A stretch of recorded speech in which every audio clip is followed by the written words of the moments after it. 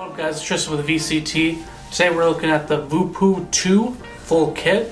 We're pairing it with our caramel apple candy and a highballer, which is made of black velvet and ginger ale. So this is Drunk Reviews, where I get drunk, you watch me review a device, I rate it at how many shots out of 5, and then I take those shots. Kind of like the mod. It's got slidey doors on both sides. You can run with 1 or 2 batteries. The screen is pretty basic, just gives your watts, your battery life, your ohms, your volts, and your seconds of your last hit. The device at first feels a little rough to me. It's got really hard corners in my opinion. It's got that fake carbon sort of feel to it, like it's a sticker. The device is really responsive with the Genie chip. Fires up within milliseconds. It just fires immediately, actually.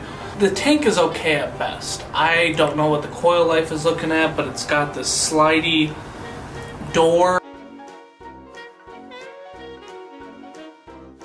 For the full kit, it's not a bad deal, but the full kit isn't a bad thing, but I do way prefer more the mod than I do the tank. There are a lot of other better tanks out there. So this about wraps it up for the Drunk Reviews with Tristan, so now it's time to rate this at 5 shots. I would say the full kit is 3.5 shots. The only reason it doesn't go up to 4 is because the tank isn't the best I've ever had on the entire planet. So let's take these shots.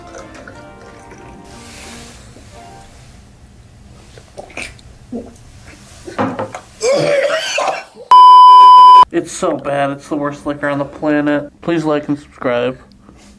If you want, really. I mean, I don't really give a fuck.